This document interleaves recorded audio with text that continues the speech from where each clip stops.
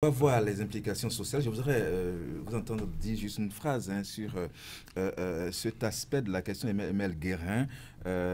Est-ce une analyse de bébé intellectuel ou politique que de penser que les deux personnalités politiques peuvent être très rapidement lavées de tout soupçon et sorties de la prison. Bon, ben écoutez, ça dépend. Et participer aux prochaines échéances électorales, la question est là. Oui, tout est le monde possible. vise 2026. Tout est possible. Si c'est le cas, s'ils sont innocents, ils seront blanchis.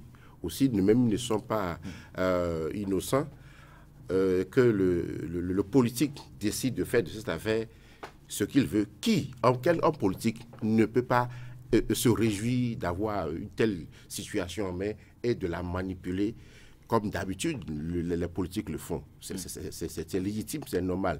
Surtout que quand on voyait ces deux acteurs principaux, que disait le chef de l'État il y a quelques mois?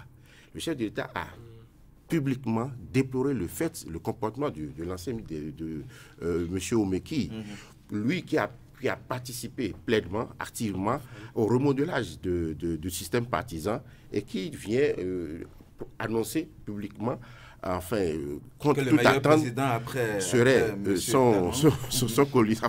son acolyte, M. Bokor.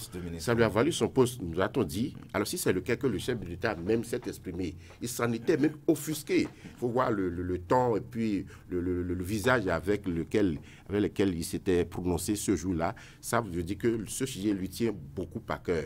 Et puis après, on a entendu beaucoup de choses. On a entendu certains ministres, par exemple... visait aussi dans des rencontres, on a entendu qu'il n'était pas... Il y a certains ministres qui sont visés dans cette affaire, comme l'ancien ministre de la Justice, qui est aussi visé dans cette affaire, écoutez bien, qui, par exemple, a été officiellement limogé, mais qui dit en privé qu'il a plutôt démissionné parce qu'il y avait des désaccords. Et là, ce n'est plus un secret aujourd'hui. C'est pour ça que je suis en train de dire, regardez le chef de l'État, il n'a pas la situation en main.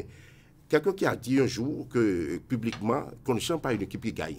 Une semaine ou 2 semaines après, il y a eu 3 à 4 démissions dans son gouvernement ou limogeage. Cela veut dire que le problème est très sérieux. Et puis, son cousin est très proche conseiller, l'éminence grise, dit-on, M. Dayon, est parti comme on l'a vu. Donc, ça veut dire déjà qu'il y avait déjà de l'eau dans du gaz à un moment donné. Et que maintenant, cette situation vient monter le mercure, vient pousser la situation à son comble.